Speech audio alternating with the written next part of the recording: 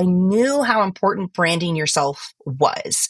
I knew how important having a very strong, both visual appeal, but then also choosing what you choose to talk about, choosing your vibe. That whole thing was so important to a successful business, your brand attributes. So what words do you want to describe your business?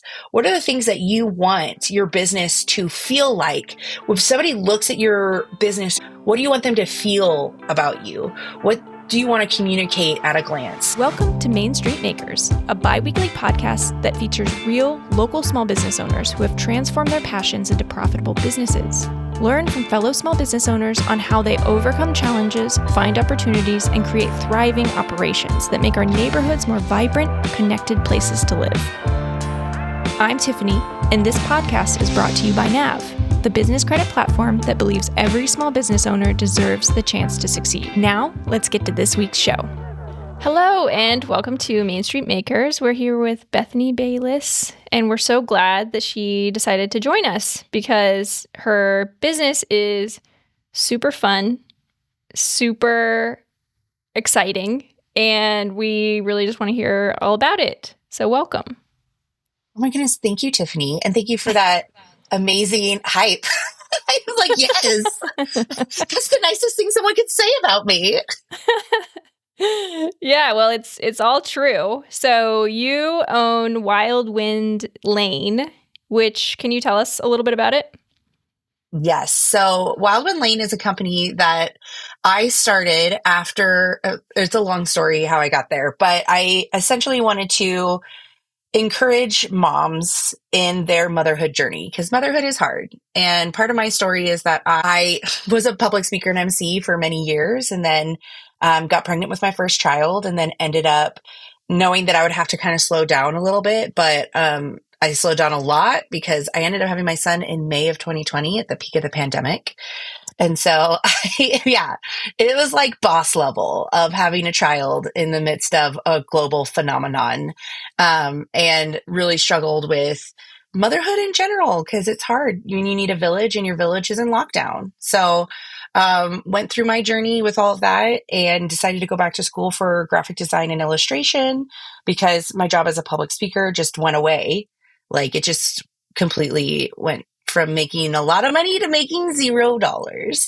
So from that, Wildwind Lane emerged and was birthed, and it is a small sticker and stationery company, and we seek to cultivate kindness with something as small as a sticker. That's fantastic. Yeah, I had my daughter in February of 2021, so I feel ya. Yeah, It's brutal. It was not the best. That's for sure. How did you decide to blend physical products with design services? Because it sounds like you have several different income streams. So how did you decide that? You hit the nail on the head because that's exactly what it is. Because of my story, because of going from having a very lucrative speaking business and having so many places that that I was speaking, it ultimately was just one income stream. So I made a decent amount of money for a really long time. And then when it dried up, my one income stream dried up and it was really hard. I mean, it was a hard time. And thankfully, my husband and I knew that was going to happen to an extent. We waited to have kids because I'll be very transparent. I was the breadwinner in our family for many years because of my speaking. We waited to have kids until he got a job that could sustain both of us, especially as a speaker, where if I'm having a maternity leave. Like I don't want to have to, and I said I would strap him to me and just keep doing it, but unfortunately all those opportunities dried up. So I knew when I pivoted and I created my new business and I went back to school for graphic design, I knew that I wanted to have more tools in my arsenal just in case one of them failed. And so I have very purposefully in this season of my life developed many income streams, and some of them are product-based businesses. So product-based parts of my business. So my stickers and stationery and tote bags and all of those physical products are just one income stream. I actually have 7 income streams now because I want to make sure if one dries up, or in business, it's feast or famine sometimes. Sometimes you're making a lot of money in one part of your business and not as much in another part. But then that same part that's super beefy one time of the year is going to dwindle down and not give you as much. It's going to be famine. And so I've known that in my business for many years. Even when in my speaking career, there would be times I would be speaking 6 months out of the year and then have a 3 month break where I wasn't making money in that 3 months because I wasn't speaking places. And so I would always kind of hoard my feasting so that I would have it in time of famine. It's, a concept that has served me really well. And so now in my business with my 7 streams of income, it's a lot like motherhood, actually, I like to say, because I went from having one kid to having 2 kids. And not that children are, we're not diversifying our children or anything like that. But what I'm saying is, in motherhood, I have one kid, and I found out when I had the second kid, so much of my time was making sure each child was okay, then switching to the next. So be like, okay, you good? You have your bottle, you have your snack, you're happy, you're content. Great. I'm going to the screaming toddler now. Toddler, do you have your goldfish? Do you have your apple juice? You're good? Awesome. Now going back to the screaming baby. Oh, it's time for something else. And it's so much of building up one so that it's good and running on its own. And that we're going to the business part now. And then going to another income stream, building that up so it's running on its own, and then kind of making sure that each of them are okay, and then revisiting them, building them up, finding a new income stream if you need to. And so I am really grateful that each year of my business, as I develop these income streams, I have just become more and more successful in my business as a whole, because I want a very well-rounded, well-fed business baby, and the income streams really helps that. I love this metaphor. It's so perfect. It's It's fantastic. flawed, but it breaks down to a point. No, I think it works. Yeah. So for people who want to expand their income streams, do you have any advice for adding more? Well, I'll have some qualifying questions, because what kind of business are they looking to go into? Because there's so many ways to make money now. There are so many ways to make money. And I think for me personally, what I decided to do was I said, okay, this is something I'm passionate about. This is something I really enjoy doing. In fact, when I had my son, I really struggled with postpartum depression and anxiety. And I turned to art as a form of therapy. Like, I would be up late at night nursing my son, just drawing on my iPad, working through just the really hard, difficult seasons. And so it became something that I find a lot of joy in. It's something I love to do. I could sit and draw on my iPad for hours and hours and hours and find that a good use of my time, because it has multi-purposes and mental health and all those things. So find something that you are passionate about, that you want to do, and then on the other side, that you can make money doing. And so when those two things merge together, it's a really beautiful area that keeps your interest. And I have ADHD, and I know a lot of creatives do. And it's like, what makes me happy that can make money, and what keeps my interest for a long time. And sometimes I look around my office and see all the things that I'm doing, and I just say, what if this was all just a hyperfixation? What if I wake up one day and I'm just like, stickers, this is not as fun, I think. And so I kind of keep it as a challenge of, okay, how do I keep my interest? What are these things that I can keep doing and being creative in my business? Because business can be so incredibly creative, even if you're not a crazy red glasses wearing, pink obsessed graphic designer like me. Business isn't creative in whatever business you're in. And I think it's really important to find those ways to keep yourself interested, to keep developing and doing things new and being original and all of those really great things that comes alongside business as well. And then start developing ways to make money.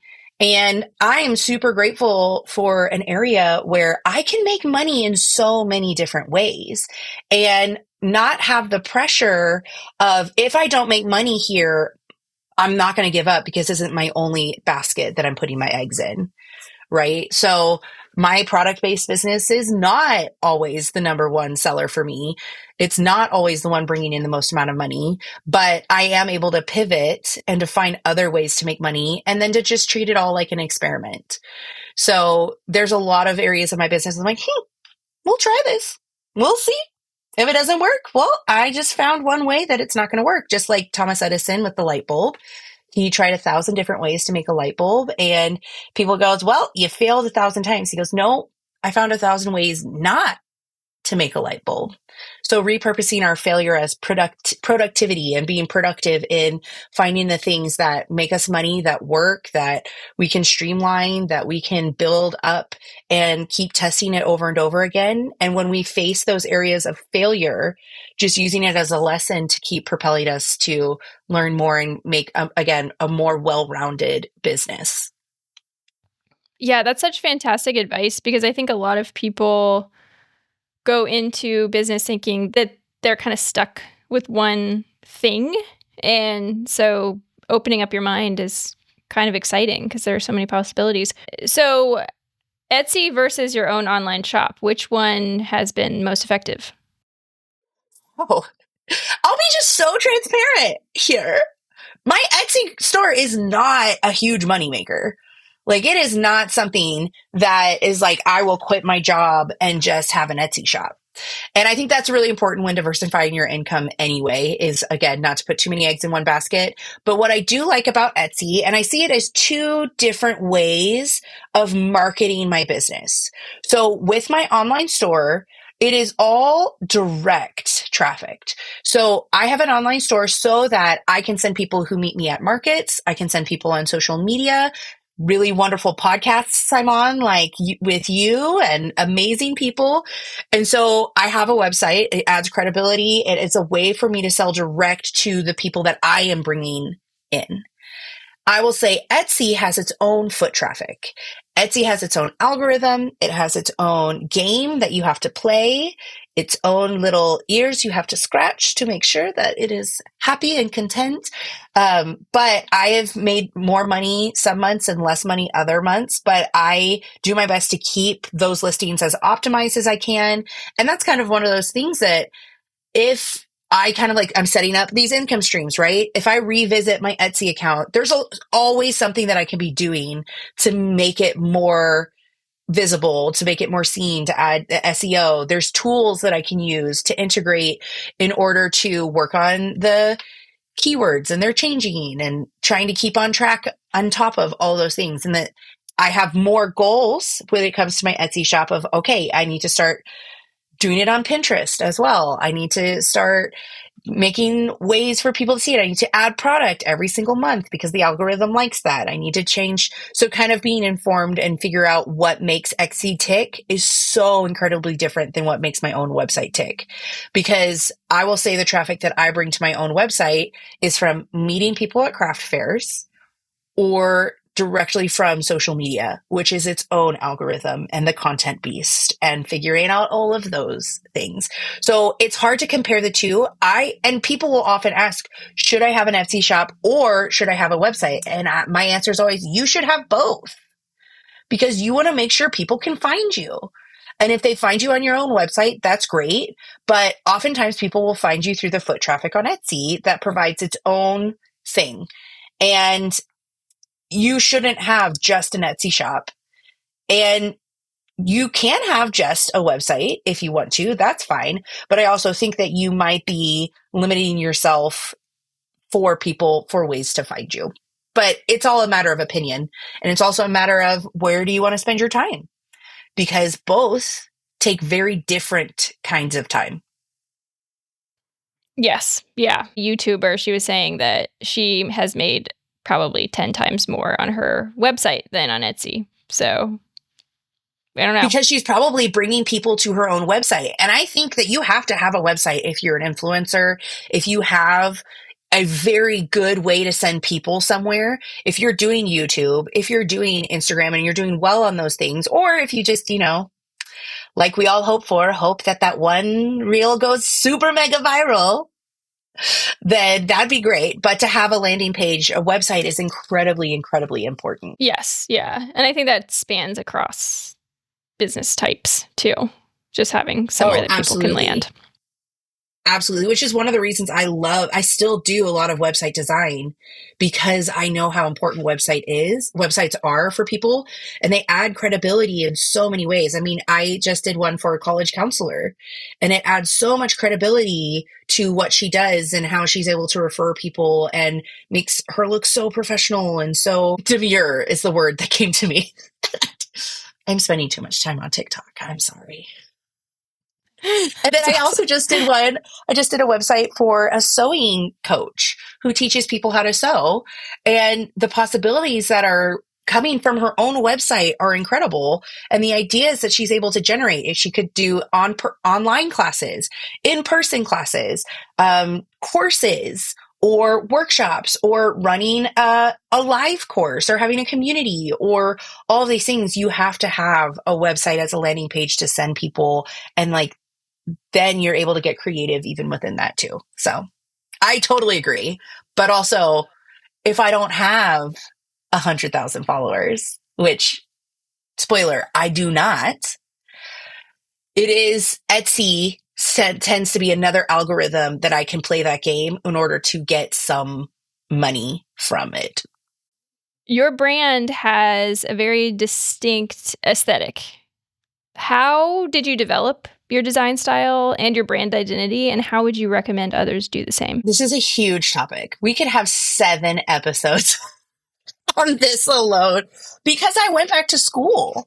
I think that was one of the best decisions that I made for myself was when I was a speaker and I was doing so many other things at the same time. I wanted this knowledge so badly because I knew how important branding yourself was. I knew how important having a very strong, both visual appeal, but then also choosing what you choose to talk about, choosing your vibe, that whole thing was so important to a successful business. And I just remember that little 25, 26-year-old Bethany who wanted to like define who she was and to figure these things out. And it took a very long time for me to do that. And when I went back to school for graphic design, I didn't really need, like, I liked drawing on my iPad. And I was like, oh, I think graphic design sounds fun. And I went back to school and it was a whole other thing in and of itself.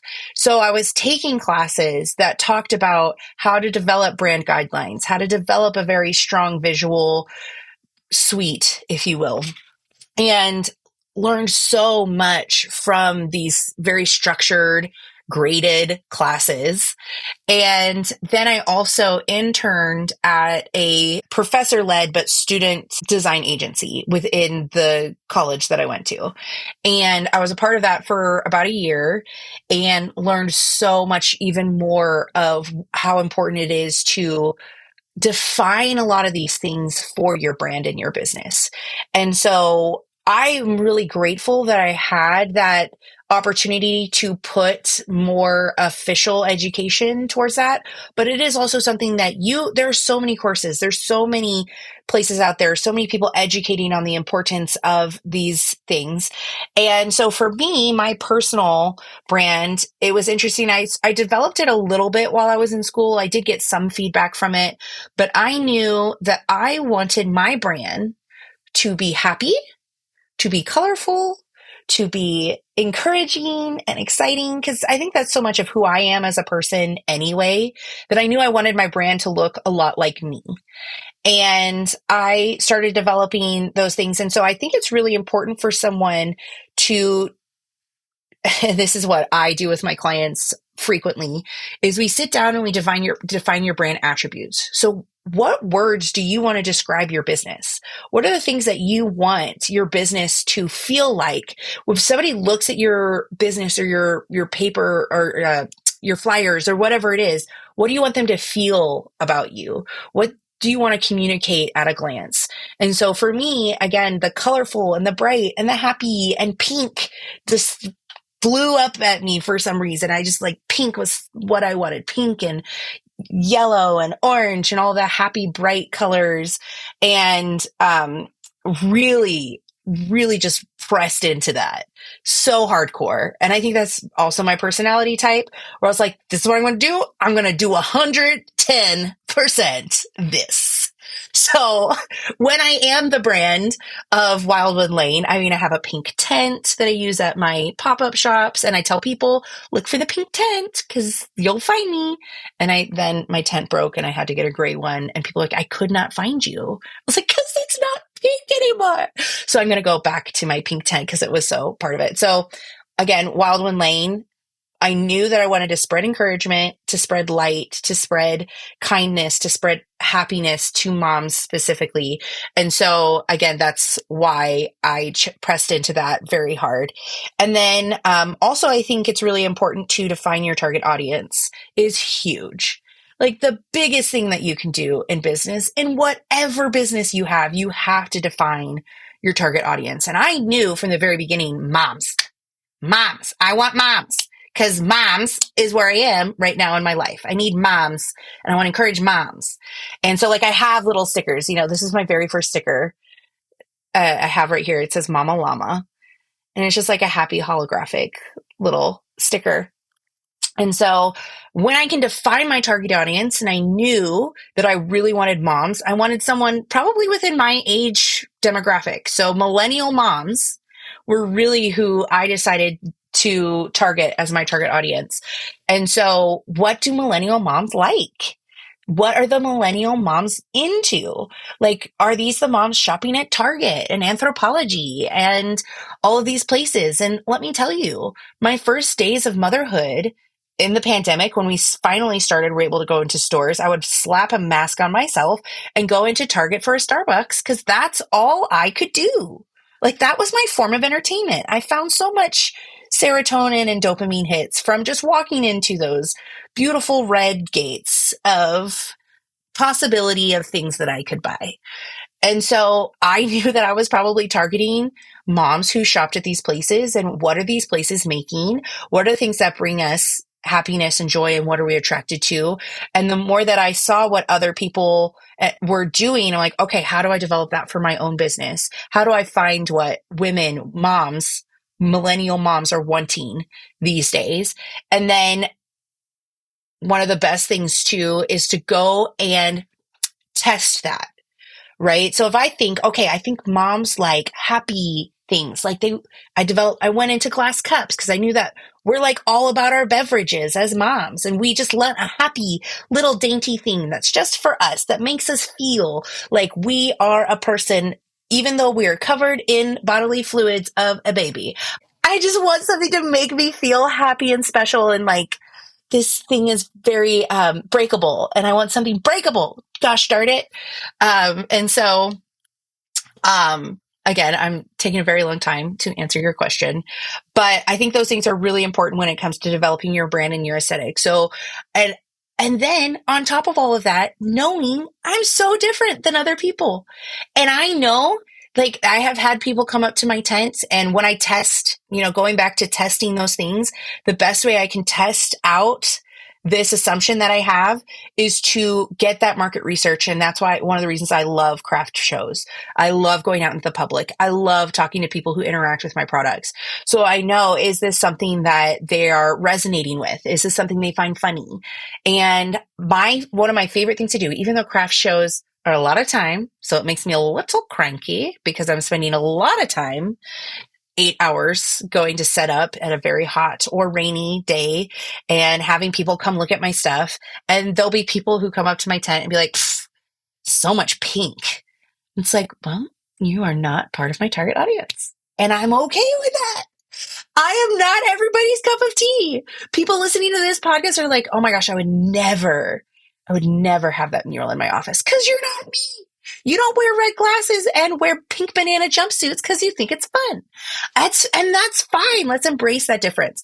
And so I know they're not a part of my target audience. And I don't take that as a hit. If someone doesn't resonate with my stuff, they're not a part of my target audience. And I'm totally okay with that because the people who are immediately attracted to it. They immediately see the value in it. They love paying $20+ for a glass cup that's going to make them feel dainty and happy.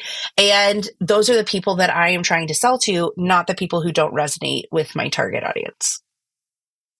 Yes, that's lovely because yeah, you're not supposed to sell to everybody. That's not going to happen. No, if you sell to everybody, you're going to sell to nobody. Yes, exactly. That's great.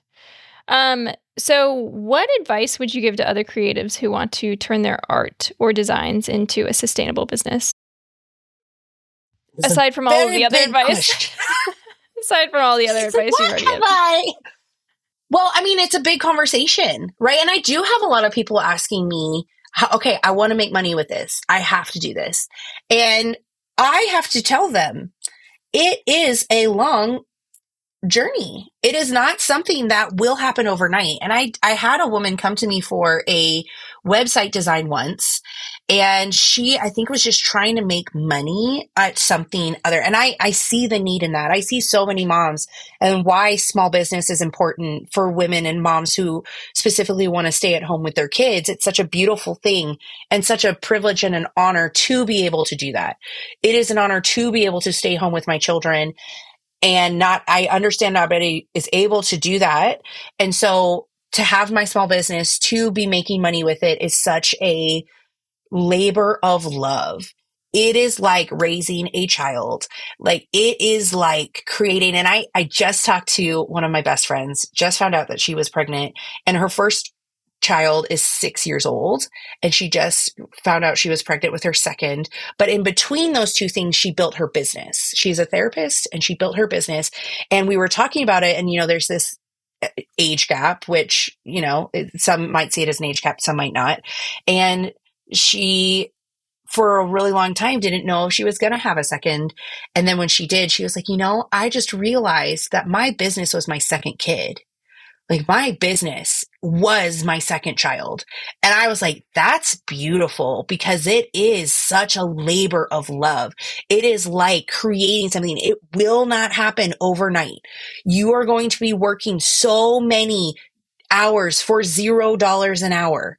There is so much help that you're going to need when it comes to taking care of so many things around the house. And that's to moms specifically, but to artists specifically, we are in a day and age where it is so much easier to make money with your art.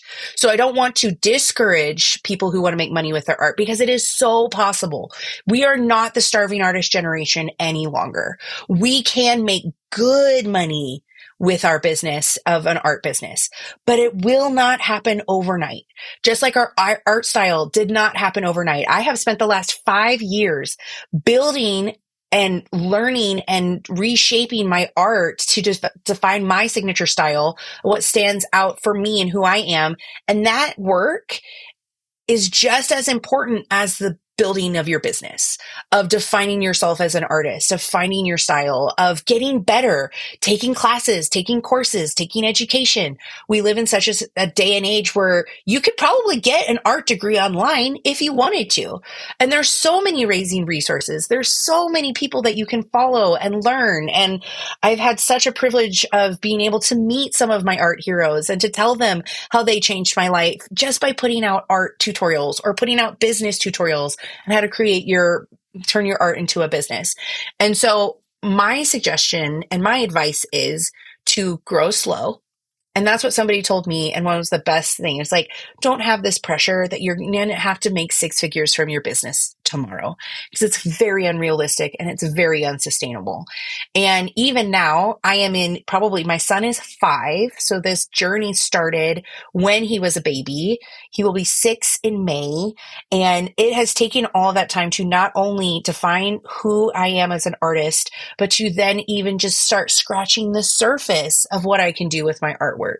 And then find all the things that you can do and make very clear decisions on where you want to start. Do you want to start in a product-based business? Because not everybody who makes money from their art, even some people don't even touch physical products. Like, some artists have no wholesale business or anything like that, and they're making a very good living at not doing that. And so again, I would say find the things that you want to do, things you can make money at, and then just keep going and push through the sludge and push through the times of creative burnout and push through the times that you're like, I just suck as an artist and nobody loves me. Because we all feel that way. And surrounding yourself with community of people who can say, you know what? Yes, we all feel that way. If you want to keep going, you can. If you want to quit for just today, I give you permission. And then just start up again tomorrow. It's fine to keep doing that. And then I will also say, and again, this advice was given to me very recently, and I just think about it every single day. It lives rent free in my head. And that is, you defined what success means for you.